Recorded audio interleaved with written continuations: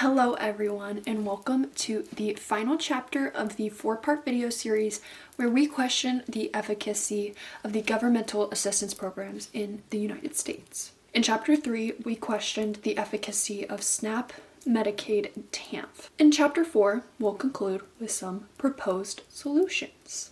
If any of this sounds unfamiliar, my name is Sarah Nold, and you should watch the preliminary introduction video linked in the top right corner of this video.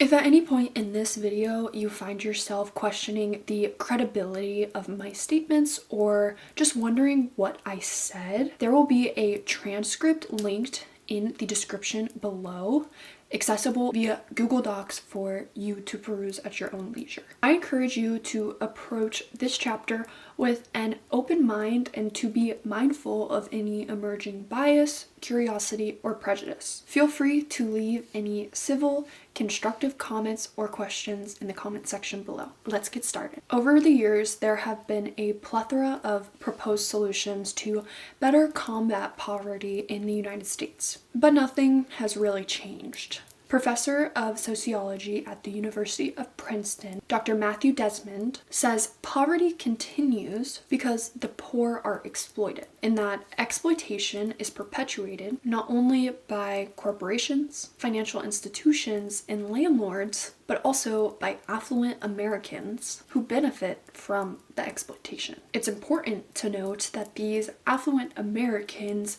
do not only belong to one political party. For years, all presidents have spoken less about those in poverty and have focused on middle-class prosperity. This lack of focus and effort from our leaders has embedded an idea that poverty cannot be eradicated.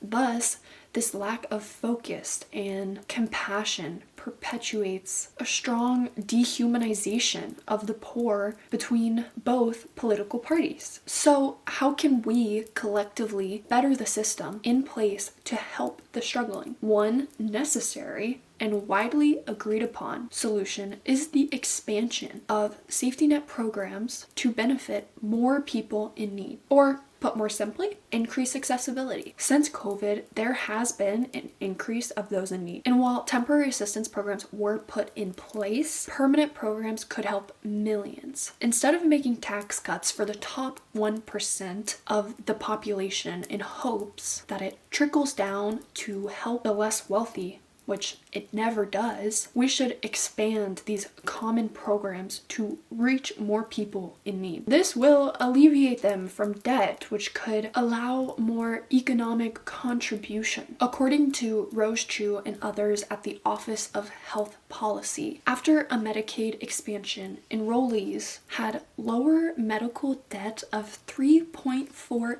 billion in the first 2 years and better credit terms worth $250 million per year. Additionally, Rose Chu writes, considering several different Medicaid expansions together, the analysis indicates that each dollar spent on expanding Medicaid for children repaid roughly $1.80 to the government in the long run. This confirms that the investment in the expansion of governmental assistance programs benefits the economy rather than hurting it. Yes, there are many other solutions that could be proposed, but I believe that accessibility is a huge primary step. Not only will accessibility help more people, but could also spread mass awareness on poverty in the United States. In turn, this awareness could increase activism in the more niche but mighty solutions,